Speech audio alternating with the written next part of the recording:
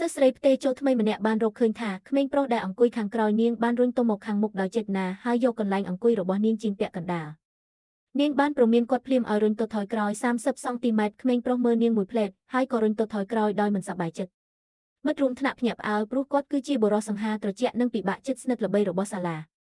មិត្តអង្គុយចិត្តនាងបានប្រាប់ថាគុំទៅបង្ករឿងជាមួយគាត់ទៀតប៉ុន្តែនាងបានឆ្លើយថាគាត់មិនហ៊ានខឹងនាងឡើយ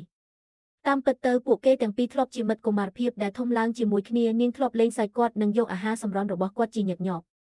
បន្ទាប់ពីចប់ម៉ោងរៀននាងបានដាក់ក្បាលលើតុព្រោះឈឺពោះភ្លាមនោះក្មេងប្រុសបានដាក់ដុសក្តៅនិងថ្នាំព្យាបាលឈឺក្រពះមកឲ្យនាង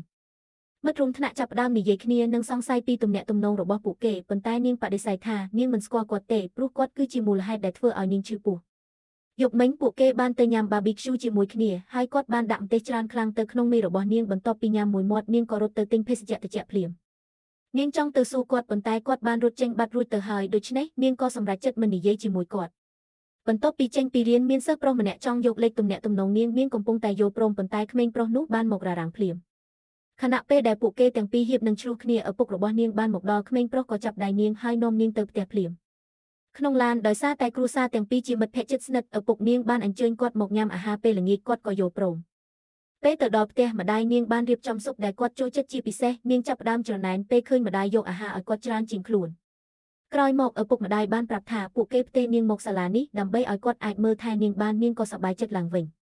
ថ្ងៃបន្ទាប់នាងទៅញ៉ាំអាហារថ្ងៃត្រង់ជាមួយមិត្តជិតខាងប៉ុន្តែម្ហូបត្រីដែលនាងចូលចិត្តបានអស់ហើយសិស្សប្រុសម្នាក់ដែលធ្លាប់សុំលេខនាងបានផ្ដល់ត្រីរបស់ខ្លួនឲ្យនាងប៉ុន្តែនាងបដិសេធនៅពេលនោះមិត្តរបស់ក្មេងប្រុសនោះបានអញ្ជើញឲ្យអង្គុយជាមួយគ្នាដូច្នេះនាងក៏អង្គុយទល់មុខគាត់ក្មេងប្រុសបានបញ្ជាមិត្តភក្តិដោយភ្នែកហើយមិត្តភក្តិក៏សួរថាហេតុអ្វីគាត់ទិញត្រីទាំងដែលមិនចូលចិត្ត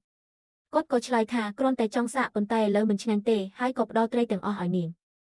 នាងសប្បាយចិត្តខ្លាំងមិត្តស្រីអង្គុយជិតនាងក៏ញឹមព្រោះនាងដឹងរួចថាក្មេងប្រុសនោះចូលចិត្តនាងក្រោយចប់ម៉ោងរៀនមានការបោះឆ្នោតជ្រើសរើសសិស្សស្រីស្អាតបំផុតក្នុងថ្នាក់អ្វីដែលមិននឹកស្មានដល់គឺនាងនិងសិស្សស្រីម្នាក់ទៀតទទួលបានសម្លេងស្មើគ្នា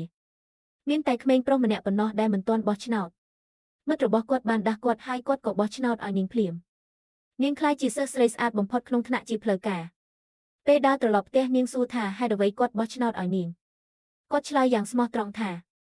ខ្ញុំគិតថាអ្នកស្អាតបំផុតពិតមុខនាងក៏ក្រហមភ្លាមដោយភាពអៀនខ្មាស់